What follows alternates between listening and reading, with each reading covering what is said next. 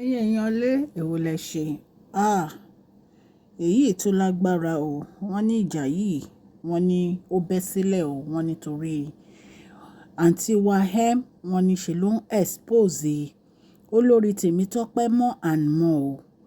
Ẹ̀yin èèyàn lé, ẹ̀yin náà rántí ìgbà tá a sọ fún yín pé ọ́díò kan bẹ́ sílẹ̀ wípé ọ́díò yìí sọ pé olórí Tèmítọ́pẹ́ ló ń sọ àwọn ọ̀rọ̀ kan nínú palace wípé Queen Naomi kò ní padà wá sínú palace, kì í ṣe ojú òun ló fi máa padà wá, tí gbogbo wa fi ní ó yà wá lẹ́nu, tí wọ́n ní pé nítorí beauty Queen Naomi nìkan ni kábíyèsí fi nífẹ̀ẹ́ Queen Naomi, kì í ṣe pé bóyá kábíyèsí really love Queen Naomi, ṣùgbọ́n beauty ló ń ṣe kábíyèsí.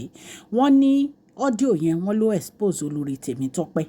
Ẹ̀yin èèyàn lè ta tó wá ń gbọ́ tó wá yà wá lẹ́nu ò ní pé wọ́n ní àǹtí Wahem ní ìgbà tí olórí Tèmítọ́pẹ́ tó lọ sí Royal Mansion tó lọ kí Queen Naomi àti mú gist wá rí, tó bá jẹ́ pé ẹ̀ ń follow channel wa. Wọ́n nígbà tó débẹ̀ ṣe mọ̀ pé wọ́n ní pé ibẹ̀ ló sùn tí wọ́n fi ní ọmọ kábíyèsí Princess Diola bínú sí Queen Naomi pé kí ló dé tí Queen Naomi fi máa allow olórí Tèmítọ́pẹ́ láti sùn inú Royal Mansion. Ẹ̀yin èèyàn lé bọ́ ìta wá ń gbọ́ yìí, wọ́n ní àǹtí Wahem wọ́n ló tún ti tú àṣírí olórí Tèmítọ́pẹ́ o. Ẹ̀yin èèyàn lé ẹ jẹ́ ká jọ wọ inú gist yìí. Mashola Gist TV ń kí yín. Mashola Gist TV ń kí yín. Adúpẹ́ atọ́pẹ́dá. Mashola Gist TV ń kí yín. Mashola Gist TV ń kí yín o. Ó ní ẹ ṣé o, lọ́wọ́ ọkùnrin, lọ́wọ́ obìnrin, lọ́wọ́ ọmọdé, lọ́wọ́ àgbà, lórí gbogbo bẹ́ẹ̀ ṣe ń comment, tẹ̀ ń like, tẹ̀ ń share. Adúpẹ́ ní ọwọ́ gbogbo yín. Mashola Gist TV ń kí yín. Ẹ̀yin olólùfẹ́ wa, ẹ káàbọ̀ sí Mashola Gist TV. Ṣé àlàáfíà ni ẹwà gbogbo lè ń kọ́? Orúkọ mi ni Mashola kò yí padà. A máa ń sọ̀rọ̀ nípa celebrity gist, royal gist, politics àti gbogbo nǹkan tó ń ṣẹlẹ̀ ní agbègbè orílẹ̀-èdè bàbá wa ní ilẹ̀ Nàìjíríà. A ń sọ̀rọ̀ nípa celebrity gist, royal gist, politics àti gbogbo nǹkan tó ń ṣẹlẹ̀ ní orílẹ̀-èdè wa. Ẹ̀yin èèyàn lè tẹ́ bá ti subscribe, ẹ tẹ notification bell kẹ́ ẹ subscribe so that a bá ti post any gist ẹ máa rí. A ń sọ Yorùbá lórí channel yìí nítorí pé a fẹ́ gbàgbé àṣà àti èdè wa. Ẹ̀yin èèyàn lé à ń ṣe advert lọ́lọ́kùn òjọ̀kan lórí channel yìí, ẹ kàn sí wa ní Mashola Gist TV. Ọlọ́run Elédùmarè á bá mi gọ́wọ́ yín sókè o. Ọlọ́run Elédùmarè á bá mi ran gbogbo yín lọ́wọ́ o. Òkè òkè ni ọlá yín á máa lọ o. Ọlá yín ò ní lọ ìsàlẹ̀ láíláí.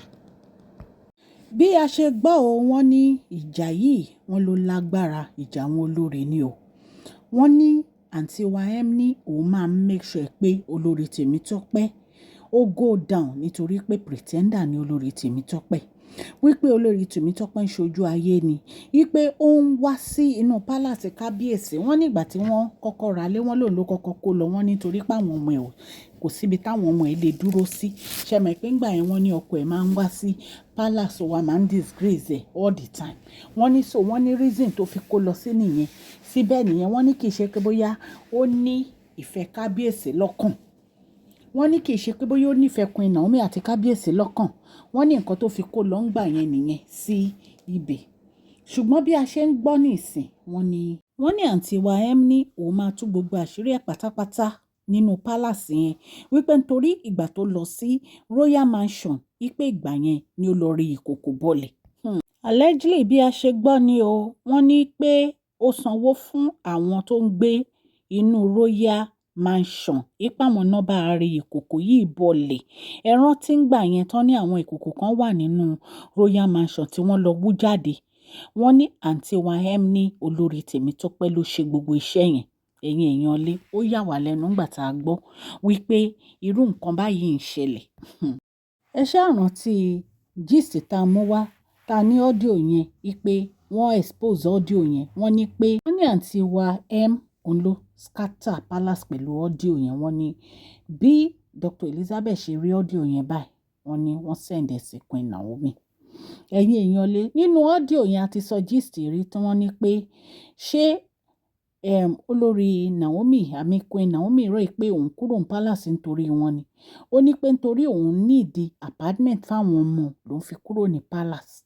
wípé kí ni Queen Naomi jẹ́ tó ń fi máa kúrò nínú palace, wípé ṣé ó rò pé òun máa kúrò nínú palace nítorí ẹ̀ ni. Wọ́n ní gbogbo nǹkan tí olórí Tèmítọ́pẹ́ sọ sínú ọ́díò nípa Queen Naomi wípé òun ò sí lẹ́yìn òun àti kábíyèsí o, wípé nítorí pé fèsì Queen Naomi ní kábíyèsí fi ń crazy nípa Queen Naomi àti nítorí pé virgin ni Queen Naomi nígbà tí kábíyèsí fẹ́, wípé nítorí ìyẹn ni pé kò sí nǹkan kan tí Queen Naomi fi bẹ́tà òun. Wọ́n ní wípé ó sì òun ò ní support kábíyèsí àti Queen Naomi pé wọ́n ò ní mú òun máa make sure pé Queen Naomi wọnú palace yẹn. Wọ́n ló sọ a lot nínú ọ́díò yẹn. In fact amebo gist gan ó gbé ọ̀rọ̀ yìí gbogbo ẹ̀ ti scatter sí orí social media. Ẹ̀yin èèyàn lé èyí tó wá jẹ́ kókó òun ni ọ̀rọ̀ tí àǹtí wa sọ pé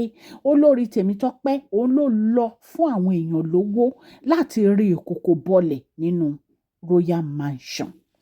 Ṣé ẹ dẹ̀ mọ̀ pé ọmọ kábíyèsí ń gbà yẹn ó bínú wípé kí ló dé tí Queen Naomi trust olórí Tèmítọ́pẹ́ láti sun ibẹ̀. Ṣé ẹ rí pé gbogbo ọ̀rọ̀ yìí ń jánà báyìí? Ẹ̀yin èèyàn lé bí mo ṣe ń sọ alleged ni gist yìí. Mi ò bá kábíyèsí gbénu palace o, mi ò bá Queen Naomi gbé Royal Mansion. Nǹkan tá a gbọ́ lórí social media la wá torchlight sí fún yín. A dẹ̀ ní right láti torchlight sí. Ẹ̀yin èèyàn lé ó yà wá lẹ́nu wípé olórí Tèmítọ́pẹ́ lè ṣe gbogbo nǹkan tí wọ́n ní wọ́n ṣe yìí. Ẹ mọ̀ mo ṣe máa ń gbé pọ́n olórí Tèmítọ́pẹ́ lé ńgbà yẹn tó jẹ́ pé àwọn gist àwọn iṣẹ́ tán ṣe mo máa ń mú wá sórí channel mi. In fact I was so disappointed nígbà tí mo gbọ́ gbogbo àwọn ọ̀rọ̀ yìí.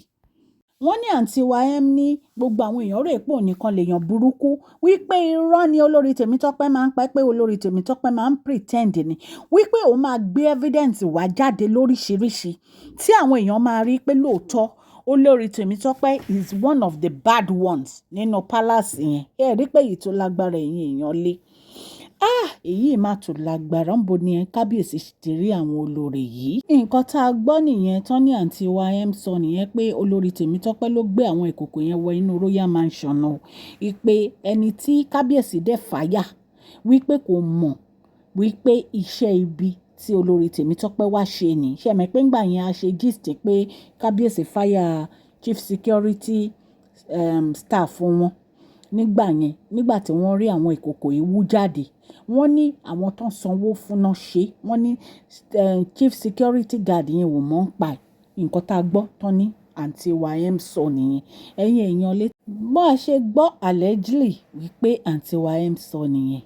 Ṣùgbọ́n ó ya èmi lẹ́nu wípé olórí Tèmítọ́pẹ́ ó lè lọ darapọ̀ mọ́ àǹtí wa àti Haru láti máa ṣe gbogbo àwọn iṣẹ́ ibi yìí nínú palace kábíyèsí. Ẹ̀yin náà ẹ wò ètò àgbẹ̀ pé wọ́n rán bí sí Queen Naomi. Ṣó dá báyìí? Ẹ rán oyin sí ọmọ ọlọ́mọ. Kí ló ṣe fún yín? Kí ló ṣe fún yín? Kí ni Queen Naomi gbà lọ́wọ́ yín tó jẹ́ pé gbogbo kẹ́ ẹ máa sáré oògùn nìkan lẹ̀ ń ṣe? Kábíyèsí wọ́n try ṣùgbọ́n ẹ gbọ́ ẹ gbà. Anyway nǹkan tó jó yín bá rí ẹ máa fara mọ́ ni bá ṣe rí gbogbo wọn ṣe ń tú nìyẹn o. Ọlọ́run Queen Naomi ó fight battle wọn back and front ni o. Back and front lọ́lọ́run Queen Naomi fight battle wọn. Ó dẹ̀ máa continue láti máa fight battle wọn ni. Ẹni tó bá ní pé Queen Naomi àti kábíyèsí wọn ò ní wà pọ̀ nínú palace yẹn, wọn ò ní jẹ́ ọkọ àti Ọlọ́run á bẹ̀rẹ̀ sí fight battle kábíyèsí àti Queen Naomi o. Ẹni tó bá dojúkọ wọn Ọlọ́run á dojúkọ irú ẹni bẹ́ẹ̀. Ẹ̀yin èèyàn lé gist tá gbọ́ ní ta ní ká mú wá fún yín allegedly. Ọlọ́run Elédùmarè á bá mi wá pẹ̀lú yín. Gbogbo bẹ́ẹ̀ ṣe ń subscribe, ten like, ten share. Mo dúpẹ́ lọ́wọ́ ọkùnrin, mo dúpẹ́ lọ́wọ́ obìnrin, mo dúpẹ́ lọ́wọ́ ọmọdé, mo dúpẹ́ lọ́wọ́ àgbàlagbà fún gbogbo ìfẹ́ tẹ́ ẹ ní sí channel yìí. Ọlọ́run Elédùmarè á nífẹ̀ẹ́ yín náà. Ẹ ní fọwọ́ gbọ́mọ sí òkè ní ọlá yín á máa lọ. Ọlá yín ò ní lọ ìsàlẹ̀ láéláé. Please share this video, like and subscribe. God bless you all.